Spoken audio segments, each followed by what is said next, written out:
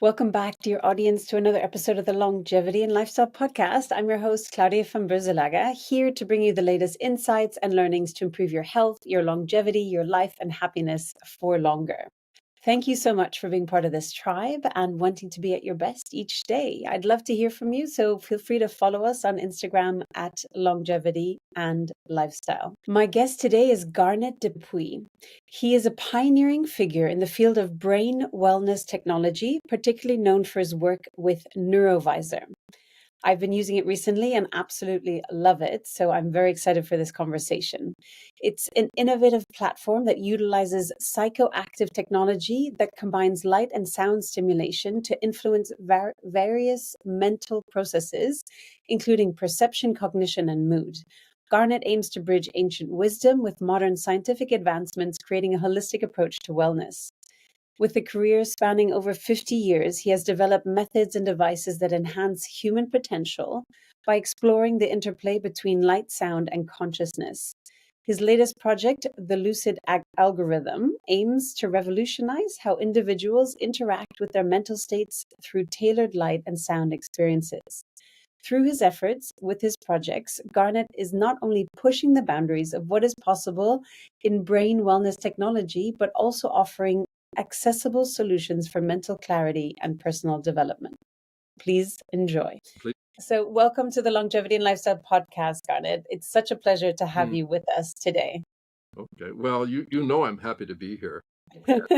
I've been I'm so waiting. delighted. You You're in know, beautiful Thailand, and I'm in cold London at the moment, so I'm well, quite jealous of it. we scheduled this some time ago, and I Mhm. have it on my whiteboard. I'm a real visual guy, Oh, and good. I'm waiting for like erase and then erase. It's getting closer and closer to Claudia. It's like Finally, we're Christmas here. countdown. Yeah. Well, okay. Fair enough. Yeah. Hopefully with the same joy. So I'd love to start off with Garnet about your personal journey and how did you get into this field that I just find so fascinating, Okay. and what sparked that initial interest to really go deep into new technologies around brain wellness? I think it would have been more of a decision to not do it than do it. Um, so it's not like how I got into it. It's like I have found no way to get out of it, and I'm being partly playful, partly honest. Um, Mhm, I'd say that in honesty, again, it's a little romantic to kind of reflect on your past, mhm, but I can say that I think I've all, not I think, I know that I've always had a kind of a relentless appetite for the divine. I don't know what to call it, sacred, special stuff. I don't know.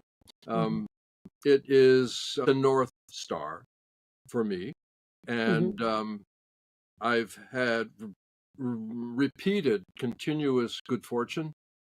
And part of that good fortune has been to not do things that would have taken me away from that. Of course, I've screwed up all over the place.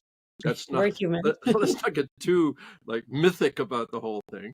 Yeah. But yeah, I think that let's call it consciousness or the divine or something, that it is, to me, the core fascination. Mhm, And I would say even the core purpose. And if I can be involved in that, then I'd say that is a kind of a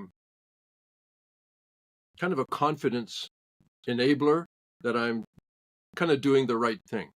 And mhm, I think mhm. there are lots of different versions of the right thing, as you are doing the right thing. But to make it personal, that's been the journey. You know, I've been a sincere spiritual practitioner. Not quite sure what that means. You know, raised a Canadian farm boy, a very classic Roman Catholic upbringing. I'd say that Roman Catholicism gave me an early sense of the mysterious and the moral, which Mhm. is a good framework. There's a lot about the religion that is not so conducive, but you know, to have these at that time, the Latin Mass, and you know, this whole this specialness, you know, that there was something special that was different than ordinary life, at least ritualistically, theatrically. And um, I felt good to want to know it. So that, and you go all the way through everything else to here. That's the executive summary of my journey. It's something like that, you know. Yeah. Beautiful. And so, how did that, or what was the path? What were the life events that brought you more into, I guess, that brain wellness, brain technology, light? Okay. Okay. Would love to hear more about that. Okay. Well, the short story again, because we can always make our life quite a long story, but that I think two things that I can recall back. I'm a little bit older than you, which means that Just a there's little, just more calendar there. I entered university in the late 60s, and everything that you might have heard is probably true. And the I was, again, the appetite for the divine, I'll call it that. There was very little resource at the time in the late 60s, 70s, that period. And I looked, books, there were like, the spiritual bookstore, you knew it was there. You could smell it a block away from the incense. And it was yeah. about the size of a parking space, not parking lot, parking space, because there weren't enough books. Mm. Right? And anyway, cut that. I figured I'm going to start with the body because I don't know about, I was a psychology major and that was a big disappointment. And, that, okay, what, you read William James' Varieties of Religious Experience and you try to figure out what in the world Blavatsky was talking about. A lot of books have no idea that, okay, I'm going to start with the body. The body's here. I'm going to start with that. And then I'm going to graduate from the body into the mind, and then eventually from the mind into the spirit. And like a rocket taking off, SpaceX, well, bad example because they retreated, but you drop off. I would drop off the body, then I'll drop off the mind, and I'm going to be out in the distant space with just the spirit. Mhm. And that was a good motivator. It proved not to be true, that the body stayed and then the mind connected with the body, and then the spirit connected with the mind and the body. So I kind of ended up holistic. So that was one point, is I figured I have to start with something. I'll start with the body, Mhm. and it never left. Hence, spirit, soul, mind, brain, everything. It's just one thing. Second, more about the technology. I do remember a night, an evening. There was a band playing, and of course, it was fabulous music, invented at the time, and with no social media, LPs, and and we would try to, because there's psychedelics as well, surprise. And so you take an Amplifies overhead things. projector, you take it from the media department, nobody's looking, and you shine it on the band, and you put uh, food coloring and oil on the overhead, and then you have plastic, and you have this like happening, on and behind the band, which is pretty cool, sort of. It was a simulation.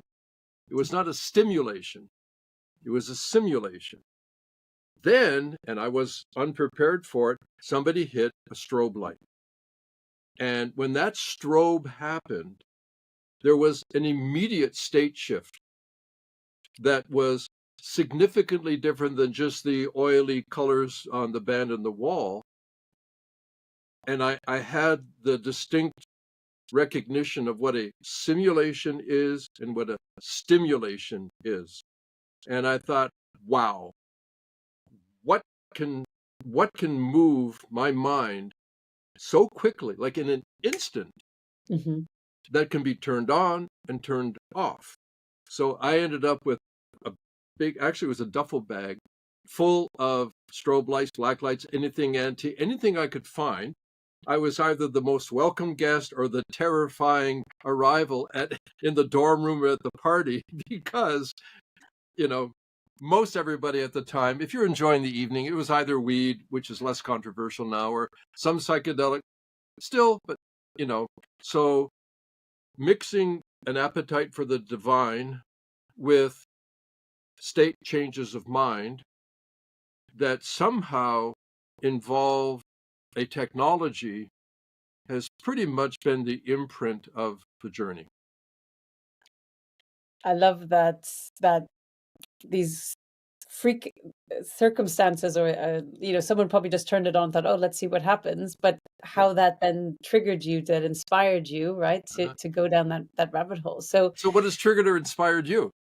well, This is like this is a we got to it's a give a and two-way take, conversation, buddy. It's a give and exactly. Yeah. take. Come on. So, and I think, I mean, yeah. So happy to share as well. I think, and my audience will know, listening to me for a while, or if somebody's new, obviously, then not so much. But I think for me, I've always been fascinated around. My mother has a medical background. Since Uh-huh. I was a little girl, my mother would never allow me go to a doctor's appointment without a list of questions, which means I had to always research, like, what am I Okay. doing with this? So it was always kind of that thinking, tuning into self, understanding what is going on. And then I think from the health optimization space, I used to just kind of cut myself off from it. Was just very cerebral, A-type, had to be perfect. I told you And start with the body. I told you. yeah, exactly. And I just cutting off the body, even just literally just the the Yeah. mind, and going from there and pushing yourself so hard that and thinking, I can sleep when I'm dead, and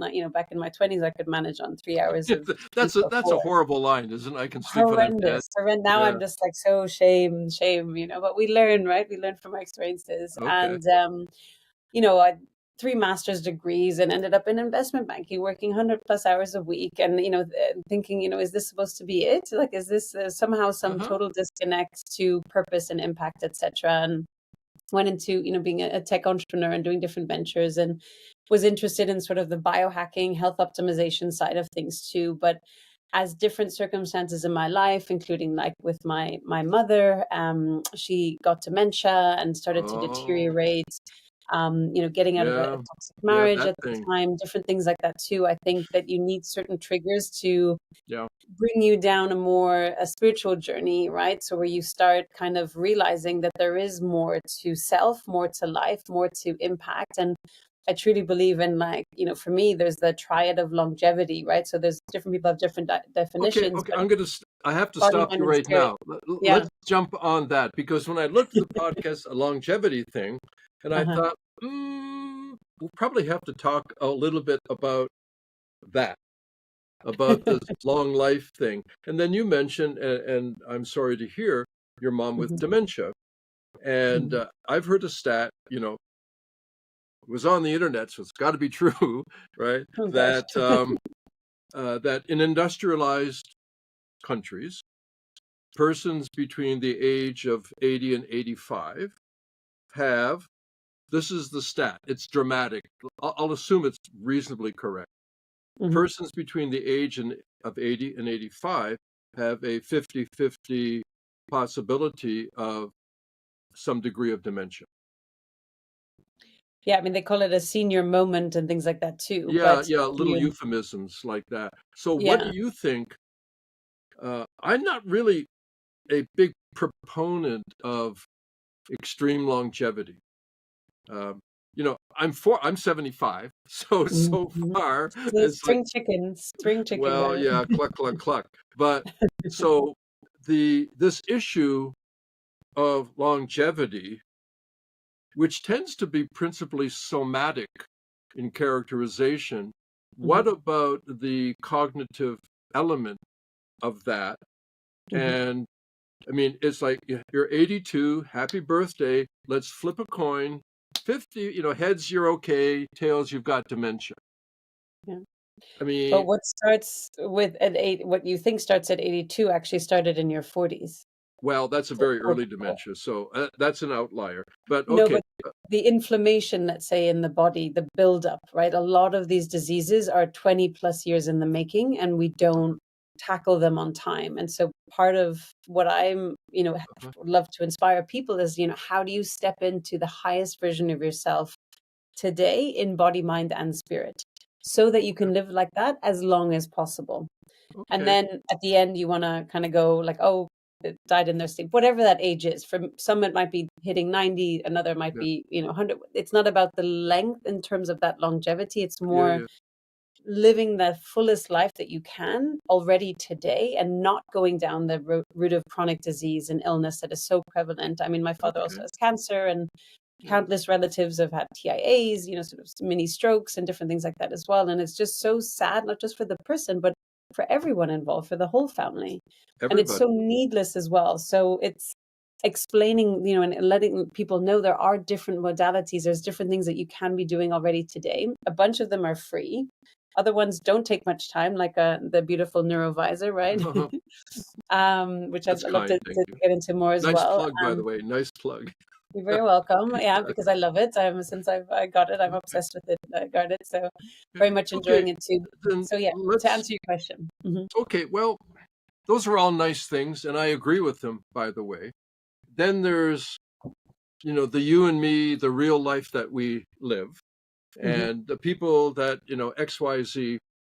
Um, I guess to turn this in a certain direction, uh, what can technology do that is positive? Because there are lots of opinions about what technology is doing negatively. Hmm. What can technology do positively? And the phrase, I didn't make it up. I borrowed it. I don't know from where, but biophilic technology, biophilia, love, bio, life, life loving, life supporting technology, not Oh, I didn't know that, Jim. I biophobic like that. Yeah. technology like all the movies, but the biophilic technology. And I look quite a lot at this extraordinary mood regulating psychedelic thing called music. Music, psychedelic meaning mind manifesting. And I've noted that there was no saxophone music before the saxophone instrument. That the musician may have had a feeling that they wanted this in your gut kind of, slightly raunchy, but real kind of rough but smooth, syrupy, like, but they only had a trumpet or a flute. And no matter what they did, they couldn't get it to Get that be what they sound. wanted. Hmm. So a guy named Adolphe Sax, I actually researched it. I was like, who made the saxophone? Of So course he you did. And now we can have saxophone music. So I think for us to design technology based on an actual appetite of something that we want and need, do. Hmm. and use that to design the technology, as opposed to designing technology just because you can and you Hmm. wonder, oh, what can I do with it? I worked with some Russian stuff in the past, very amazing neuroadaptive regulating technology. And uh, and we, at one point, it's like, oh, we've got these new features in it, and the engineers put it in, and we said, well, I mean, I'm making it very broad, we and who. We said, Yeah. well, great, what does it do? And they said, we have no idea. We thought you would find out, but we decided that we could design it and put it in there. So to me, that's kind of the blind way of Yeah. approaching things. Yeah. Um, and because you've mentioned it, the Neurovisor, which is this light and sound brain engagement device, has come out of my appetite. And the appetite is this relentless appetite for the divine. Mhm. To go back to that phrase, maybe that's a little overstated, but there's an appetite that I have for specialness, for the extraordinary. If you have a choice, some people say we have choices about everything. I'm not sure. But if you have a choice, you want to go to the movies. Do you want to see an average movie or an above average movie? Would you like to see an extraordinary movie or a kind of an ordinary movie? Well, You're always going to go for the best, you right? kind of want that. Now, if our life is a series of mountains with peaks and valleys in 1,000-mile mountain range, all the peaks combined might only be 5 miles of peaks. Hmm. And I'm playing the analogy a little bit. For as many peaks, there are valleys. Hmm. So most of our life, it seems to follow the visual. We're either going up the mountain or down the mountain. And to have an easier access to extraordinary qualities of consciousness can enable the aspects of life that are more ordinary to still be special. Can you To still explain that be more? special. Huh? Can you explain that more? I How it don't know, makes maybe. the ordinary parts of life more special? Yeah, that having enough time spent in extraordinary states. Now, I've been a lifelong meditator, very sincerely attempting my, first Hindu guru, ashrams, the whole thing, and then a Korean Taoist teacher. That's like 10, 12 years, 10, 12 years. In the past 30 years or so with a Tibetan Dzogchen teacher. And I have a very high respect for tradition. I'm kind of a conservative guy, and I respect teachers. Okay, so what I've noticed is that the peak experiences, by their very nature, I suspect physiologically, cannot be sustained for a very long period of time. They're very high energy states. They're amazing, but they're also quite demanding.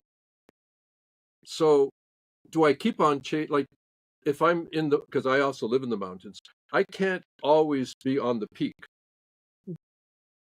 I don't want to be in the valley, although sometimes I am. But what I noticed, to follow the image, most of the time you're either climbing up or climbing down, which is like most of your life. Most of your days, like my days, are filled with rather ordinary experiences. Mm-hmm. But the peak experiences, and I think weirdly, also some of the valley experiences can be harvested in such a way that the ordinary may not be extraordinary, but it becomes increasingly more special. Mm. You So know, by accessing the peaks, you're elevating the valleys, essentially. something like that. And we can play Mhm. with the image, Yeah. but the point that for those of us, my early impressions of spirituality was going to be all dakinis and rainbows and Mhm. multidimensionality, flights through the cosmos or something. And there have been a few of those, I'm pleased to say, but it's mostly the and the lows as well, because I've had a good number of those, like any life. Mhm. That the combination of those peaks, and then when the shit hits, pardon me, when you're in the bottom of the valley, that they can work in such a way that the the the average aspect of your experience becomes increasingly more precious, becomes more special, and that I think is a good game plan. Mm. And that's Yeah. the thing with the neurovisor is pursuing brain physiology in such a way that you have a chance to keep on doing these well-controlled kind of brain resets where you Mm. move up into higher entropic states, higher levels of brain signal variability, where you let go of the certainty and you're susceptible to novelty, to imprinting specialness that exists there, and then letting the brain cool back down to a more ordinary state, but it's gained evidence, it's gained information that the ordinary state normally doesn't give you. But you bring it back home. It's the hero's journey. You got to go all. That's it. It's duh. It's Beautiful. like, it No, seems for like you people it's have. tough, but for many people they don't hear your wisdom, Garnet. So Well, nothing new under the sun. Some people say. I don't know. I had the great good fortune of spending the birthday, turned out to be his last birthday, with Buckminster Fuller. And it shocks me that there are some people that don't know who he was. It's like, come on, guys, you got some history here. But anyway, he's a remarkable man. The prototypical forgetful genius scientist type. There's so much there. But anyway, so it was a small thing. There were about 7 or 8 of us at his home, and a few things stood out. But one was I gave him a gift. Like, what do you give the guy? So I gave him this brass Chinese character. You could either put on the wall, by the way, it's still in my office, or you could put it on the table as a tea caddy, because he and his wife used to drink tea every morning. So there are tea stains on it. I said, Bucky, here's a birthday present. So he was 83. And he said, oh, what does it mean? And I said, well, Bucky, it means long life. That's what the character is. And he looked at me right away. He said, long life. What good is a long life if you don't do something good with it? Correct. So thank you, Bucky. And so about longevity. And by the way, they had a knock on the door and a traditional, I don't know, a singing telegram, right? So this really cute girl with the classic outfit, does this whole thing, singing telegram at the door. It was fantastic. His response was to climb up on top of the baby grand piano and sing and dance a jig back Wow. to her. Back to her. Back to her. Yeah. So Brilliant. What a character. Longevity. I think we're at a great point. I don't know if it's great, but we're at a point where I'll frame it like this to borrow from the gay community, that I think it's time that consciousness comes out of the closet. Yeah. Yeah. And we And see people are that talking about it academically, more and more. right? What do Yeah. you think? Is it time for consciousness to come out of the closet? And what does that mean to you? Yeah, so I feel that there is a fundamental shift of consciousness on the planet. I think COVID was a real inflection point. I think some people went into crisis and fear mode and was very exposed to media and just believing things. And I think other people were like, wait a second, this doesn't feel right. What else could this mean? What else could be happening here?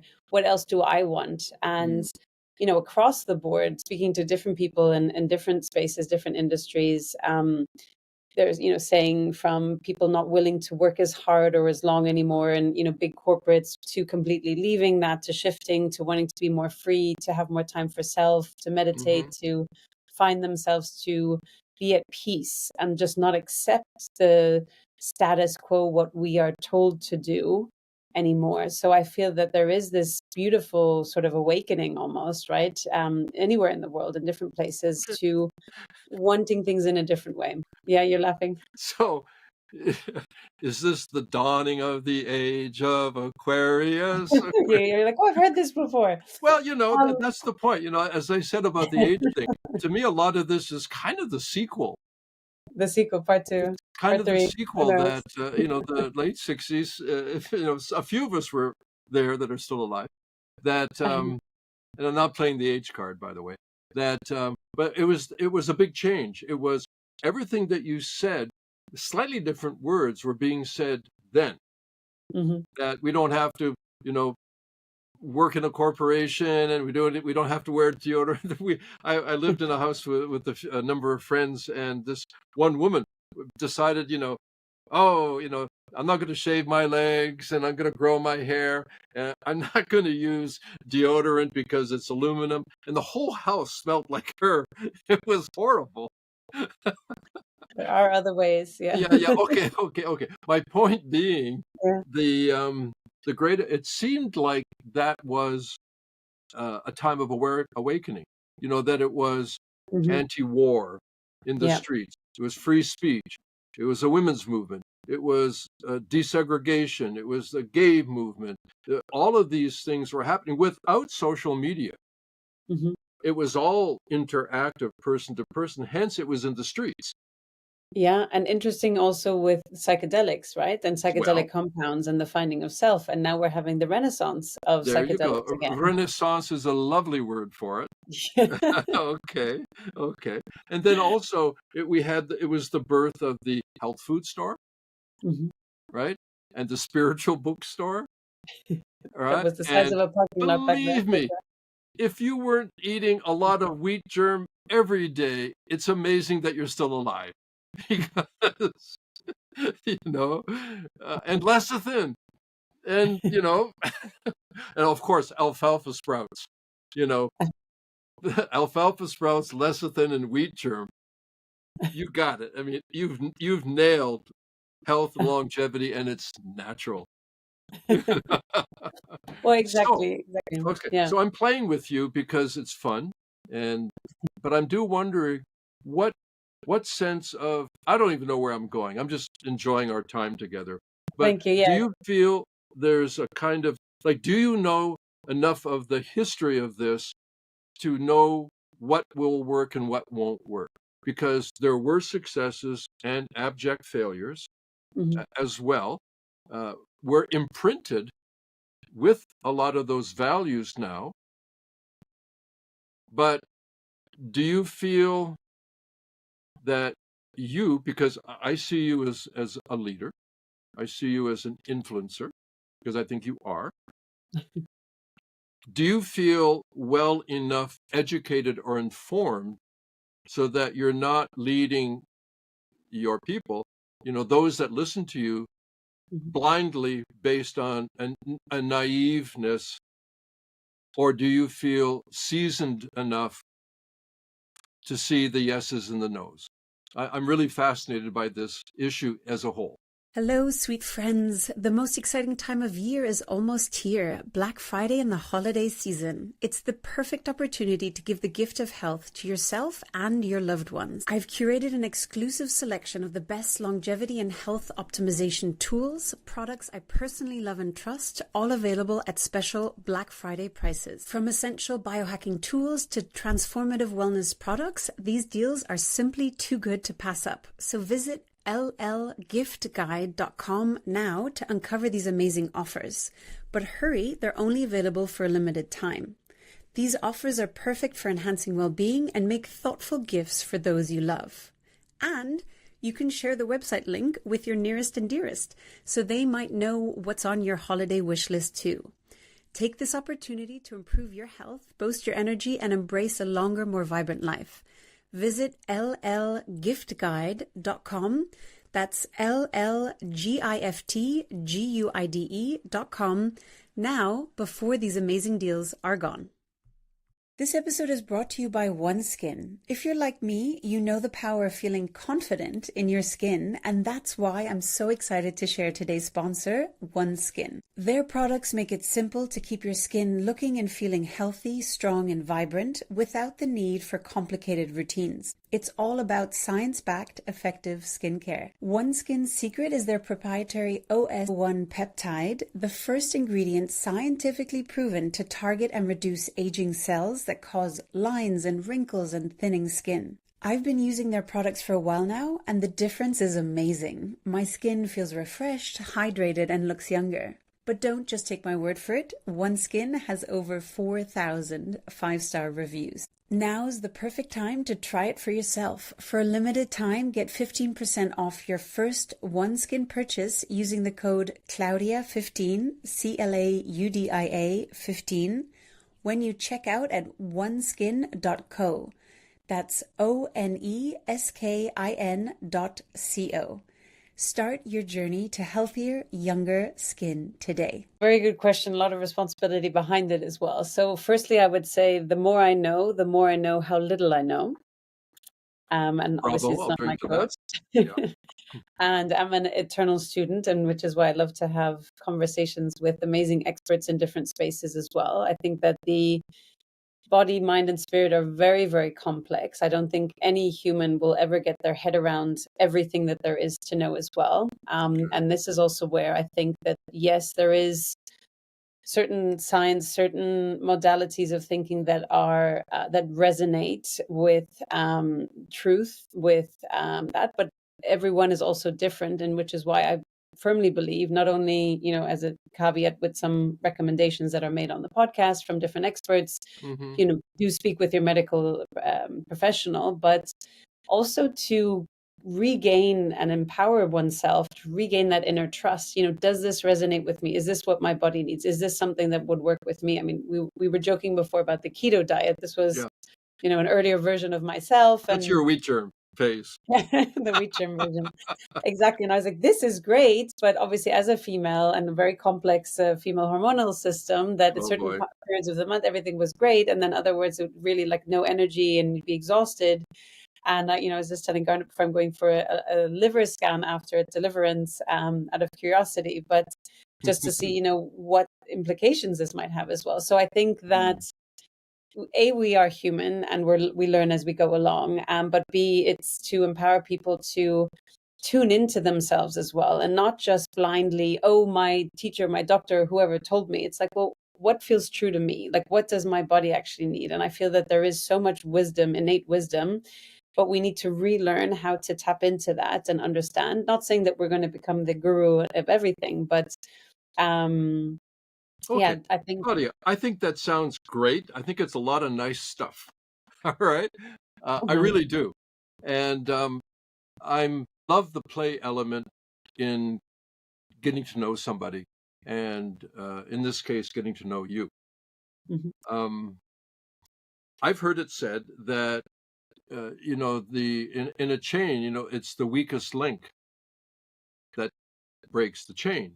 So mhm. relying on all those things positive where there's strength, where do you feel, trying to shape the question, um, where can what you say, which is all good and positive and real, where can it screw up? Like where's the caution in that, Mhm. so that the weakness, the Achilles heel, famously, the unknown weakness, where, like, what's the, even with all that good stuff, which I applaud and I agree, what does a person need to be aware of or cautious, or you know like, ah, shit, I never thought about that. I'm sure you did, like that thing. Okay, and then we're going to switch back to neuroplasticity and go back into the work that you're doing as well. But Listen, I we like can to do kind this of, thing again, all right? yeah, There- yeah, yeah, this no is there's no fun. This is rule. fun because we're flipping it around. I love it. Very, There's no very good, rule. Garnet. There's no rule. We Exactly, no only have to rules. do it once. Exactly. No, it's Okay. beautiful. All right. So So I think I'm looking at it from different perspectives. There's one is like the biohacking perspective, right? And it's like, how do I optimize my day? Okay, I'm going to get up and I'm going to do my breath work first, and I'm going to do this. And so it's the Achilles heel in that is that you're over engineering everything, that you're missing the point because you're taking the joy out of life teacher, by teacher, teacher. killing yourself. Good. Can I tell you my definition of a biohacker? And they're all my friends, and I speak at the conferences. I think, and I've said this before, so no one's going to like be Yeah, shocked. I sure. think my definition, and I own it, of biohacking is a social media supported, technically advanced narcissism. It does get very narcissistic because you're like, I don't have time to even talk to you because I have this in my schedule. Yeah. And like, Okay. So it thank you. does. Keep going. I've asked you a kind of a tough question. Where can Sure. things screw up? Yeah. And you're pointing out over So that, engineering can be a yeah. screw up. Keep going. I'm Exactly. And I fascinated. think it's missing the joy, right? And then it's just becoming very much the body focused and optimizing the body, etc., and missing that joy and human component.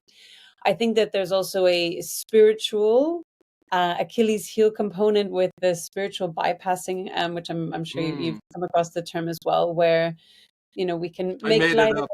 of.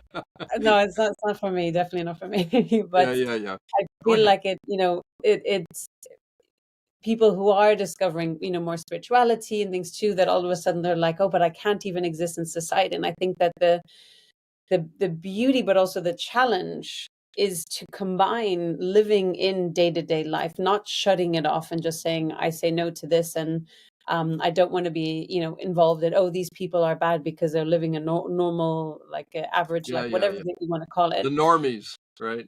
Yeah. Exactly, whatever you want to call it as well. And I feel like it's understanding that we are such complex creatures, that there is always something to learn and to improve. But for me, my thing is, how do you help others? How do you give back? It's Mhm, not about you. Yes, I have moments I'm thinking about me or my kids or my family, mhm, whatever as well. mhm. Yes, of course. But I firmly believe that the true happiness in life is when you can give from the overflow of your cup and help others in a greater way to create impact. And that's, I think, the beauty of a lifetime, or this lifetime, or Mhm. any lifetime, essentially. So where do you So assign authority? Like, who do you listen to? Who, your everyone. new life coach? Uh, that, The answer is everyone, Garnet. I've lived in over 9 countries around the world. wow. Okay. I'm proud to say I have a very broad spectrum of friends from Mhm. every walk of life, and from every single person I meet, I can learn something.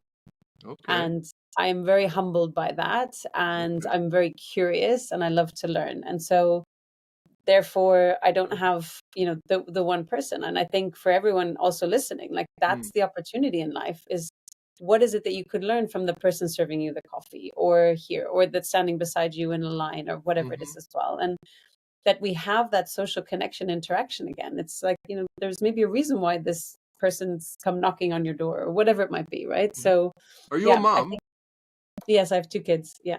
You have two kids. How old are they? Yeah. 8 and 10. 8 and 10. Oh, that's right in the Yes. pocket. Don't Yeah. worry.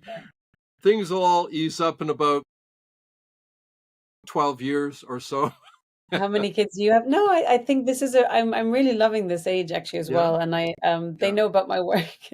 The Yeah. the challenge for them is that they know too much about unhealthy foods. My daughter was telling me last night that she Oh, was really? asking the lady in their school kitchen what type of oil they use for cooking the food and if it Oh, was a really? seed oil. And the woman Oh, was quite flustered, and so she had to then go get her whoa. colleague. She's like, "Why do you want to know?" She was suspicious, and she's like, "Oh, I'm just curious." Uh-huh. She's Okay. 10, and the woman said, "We use sunflower oil." And so she just wanted Mhm. to report to me, but she knew well enough to not criticize them that they're Okay. unfortunate using seed oil. But Do you think anyway, women have an advantage over men because you bear a child and generally rate? Do you think you have an advantage over, ooh. do you have an advantage over me? Excuse We me. are all created equal, Garnet. Huh? We all have our strengths and we all have Well, our weaknesses. you could consider politics, by the I am way. known to be diplomatic. I think that is from my international Okay. background. All right. So this is sort of going all over. I've And been yeah, I've been love to tune back in the time let's that come we have on left, back if I in. You may, take Garnet. charge. Yeah. You Yeah. take So charge. yeah, exactly. So, well, thank you for the tangent, but it was very fun, It's and I not loved a it. With you. tangent, you So we'll know have to that. do a we'll You have to know do a that. part two of our conversation as well. Sure. But I'd love to tap back into neuroplasticity, and for Sure. people perhaps listening who are not that familiar with it, why is neuroplasticity so exciting, first of all, and then hmm why is combining it with light and sound, what you were doing with the neurovisor, Okay. so fascinating and so empowering for people to understand?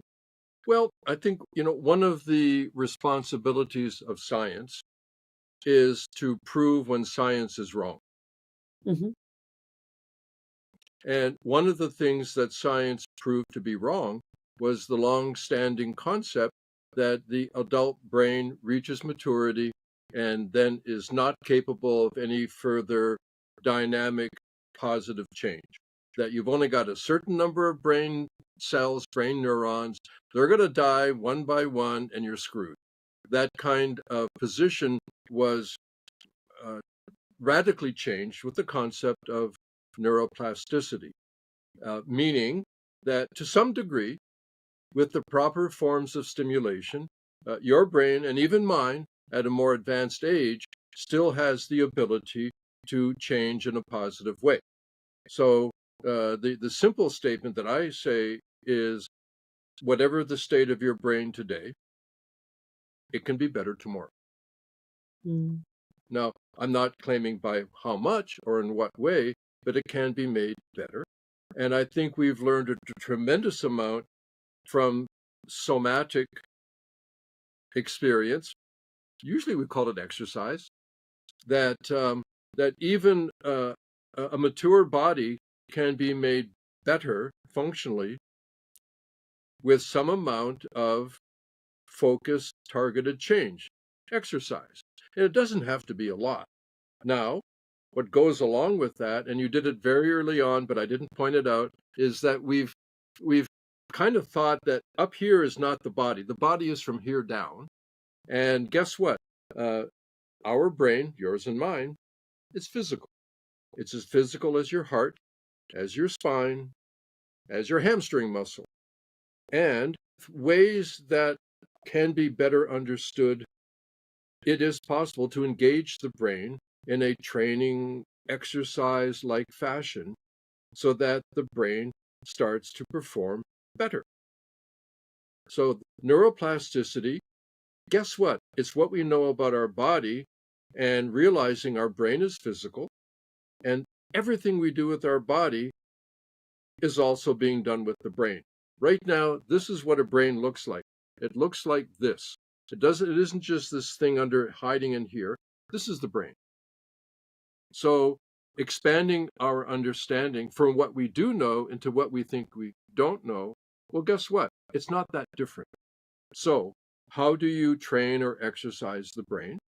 Well, the principles are rather well known with the body as a whole, that you have to bring your attention into an action, and that action needs to be what's called marginal demand, just a little bit more than what you're normally able to do.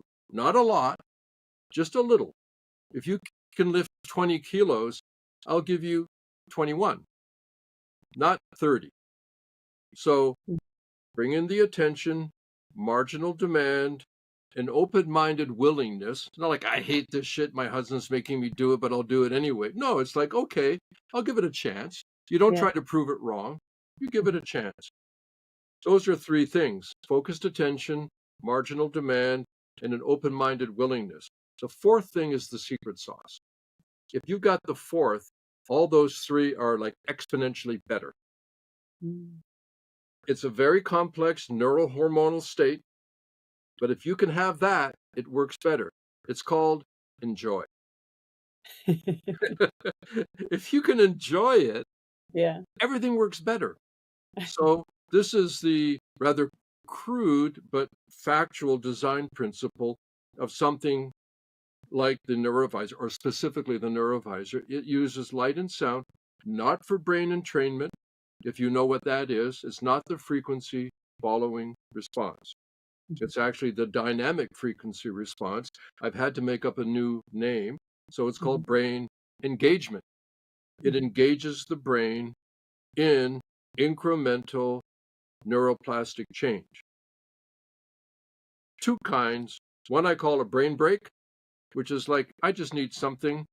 I'm a very Reset. conservative, boring guy. I don't drink alcohol. I don't smoke cigarettes. I don't smoke weed. I don't do psychedelics anymore. It's like, what do I do? Well, I'm pointing right now. You can't see it. A couple of months ago, I bought this awesome automatic massage chair. Oh, The whole nice. thing.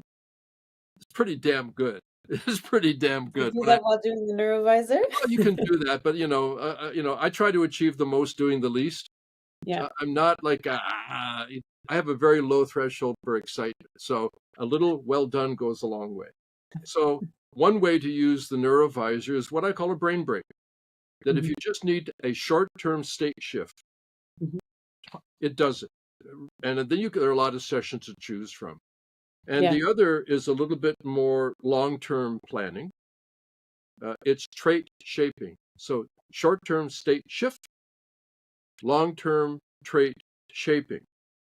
Because in neuroplasticity, you can have just synaptic activity that is neuroplastic, but is very short term. Easy come, Mhm. easy go.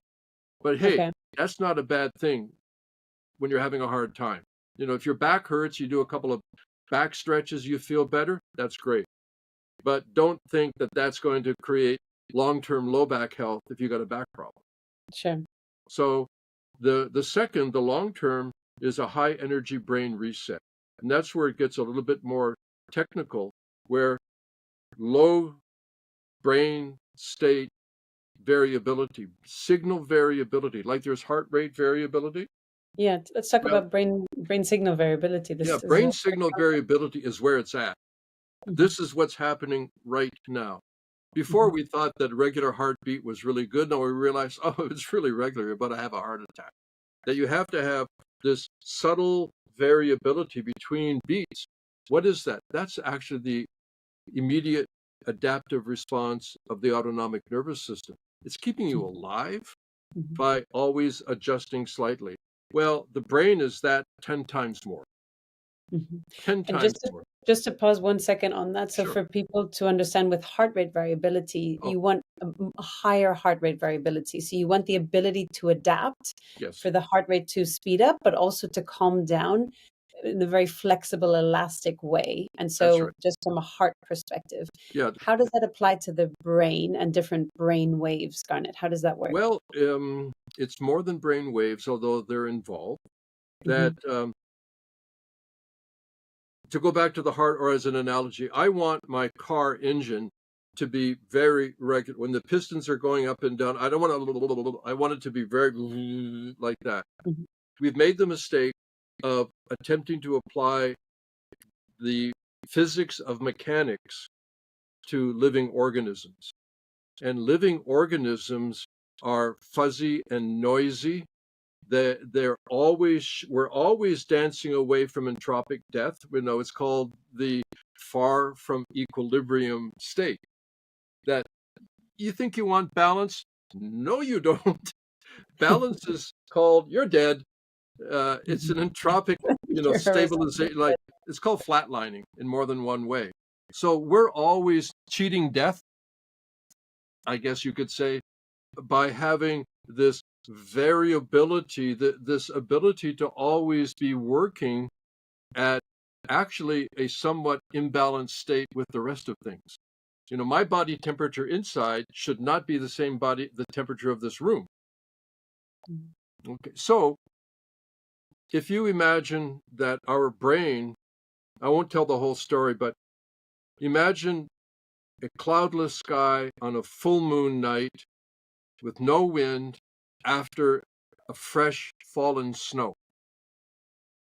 And you're walking in, because this is my experience, you're walking in this field at 2 a.m., the moon is there, and the field of like no footprint, it's like you're the first being ever to walk there, is shimmering with kaleidoscopic billion, trillion, zillion diamonds of pink and green and blue and everything like that.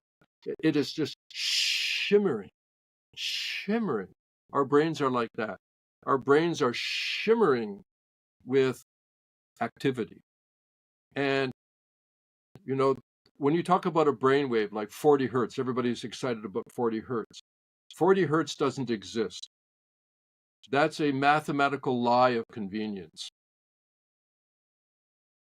40 hertz in the brain, once in a while it hits 40 hertz, but usually it's 40.6732254999, depending on how many decimal points. 39.67222244. It's like, it's too many decimal points. Let's just average it out. It's close enough. So variability exists at about, right now, 10 different aspects of variability, not just frequency variability, network variability, amplitude variability, whole brain variability. That this is the jump into an understanding that we've run away from because our science has been too mechanical. Biological systems are very noisy, very dirty, very fuzzy. Why? Because they are doing this to stay alive against a complete entropic plane of death. So knowing how, if you imagine that your brain and mine, this is a crude analogy, but it's a 20-story building. Right from the lobby all the way up to the penthouse, 20 floors. We have an elevator that goes up and down. The low floors signal stability, order, predictability, repeatability. And the top floor, the penthouse, brain flexibility, signal stability, signal flexibility. Very loose, very variable, filled with a lot of possibilities.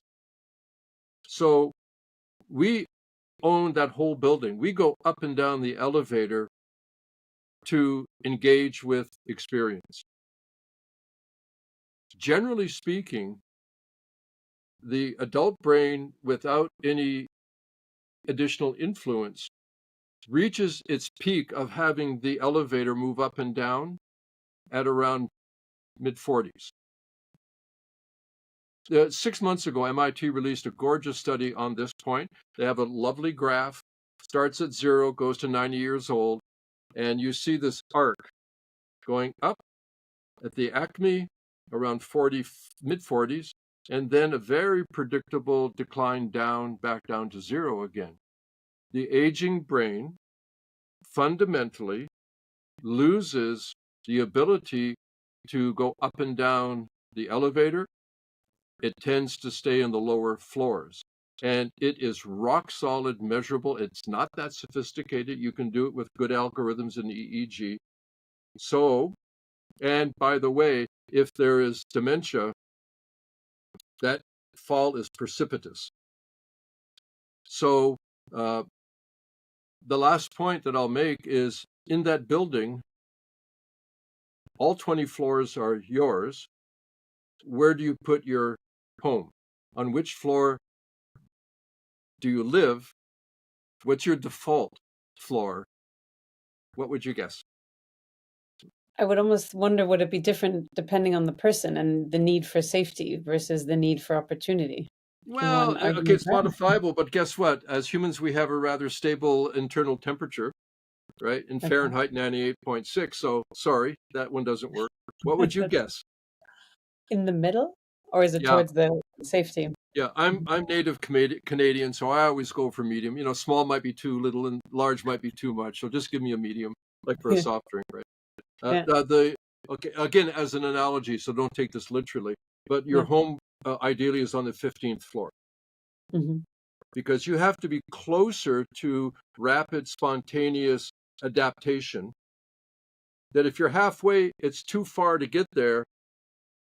You want to be closer, but Hmm. you do want to be able to take the elevator down on demand. However, and it's got a gorgeous name, Claudia. It's a gorgeous, like Claudia. It's a gorgeous name.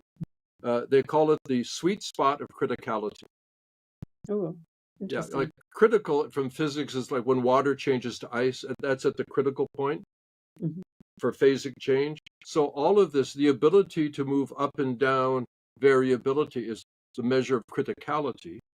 And the place, your default, I say where you want to live, where when you go and kick back, is at a higher level of variability. And it's called the sweet spot of criticality.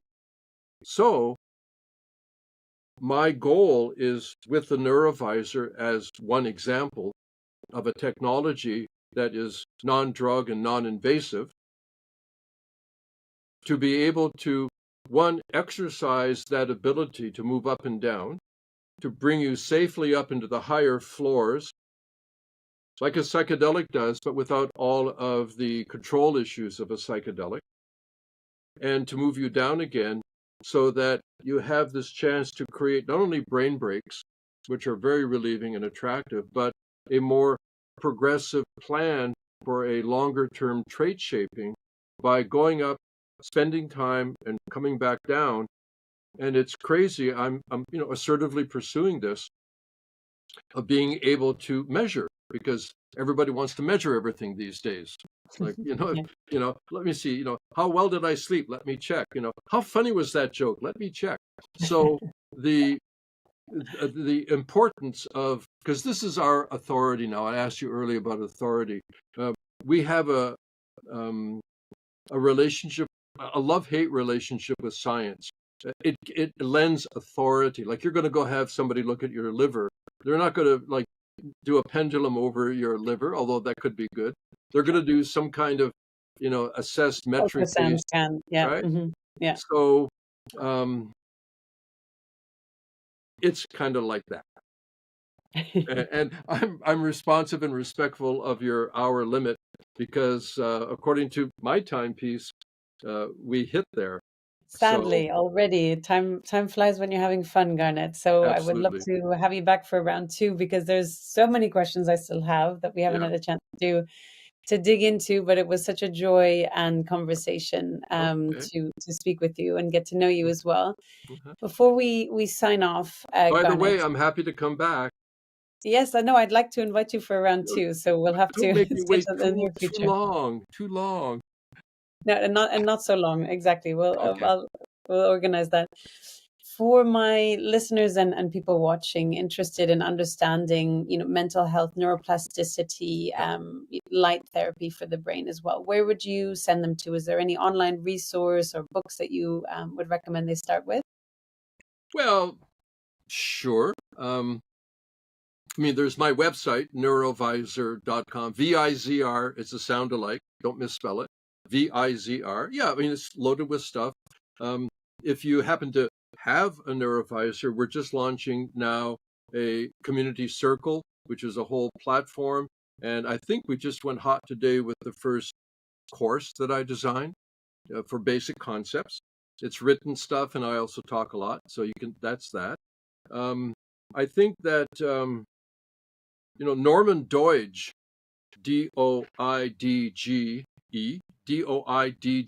Norman Doidge, psychiatrist. He's written some few books on neuroplasticity in the brain, and each chapter is a kind of short story, so you can read almost any chapter in any order. The brain that can heal itself, and so on. So Norman Doidge, Mm-hmm. a little dated, but highly accurate and very inspiring. I would say that. And wait for our next podcast. Exactly, for our round two. Exactly, where we'll get into even more of the weeds, which I love. Where Yeah. can people follow what you are up to, Garnet, and your work? What would you like to share with people? And we'll link everything also in the show notes. Well, I think this new circle, community circle, is probably the website is a website, and it's really great, and it's got a ton of stuff. The circle is meant to create a community access, a multi vectored access point with a lot of stuff. So of course, right now it's a community that we're building with people that have the neurovisor. So that's a Mhm. limit. Uh, I've been on a bunch of podcasts. You can search around. I don't know. I mean, come on to Chiang Mai and we'll have coffee. What can I say? Or tea, right? Yeah. Garnet, do you have a final ask or recommendation or any parting thoughts or advice for my audience? Oh, I mean, come on. Be kind. Yeah, You know. beautiful. Yeah. Thank you so much, Garnet, for coming on today. I look Hmm. forward to our round two, and thank you, dear audience, for tuning in. Such a Yeah. pleasure. Claudia, thank you very much. The you were very flexible and open-minded and heartfelt.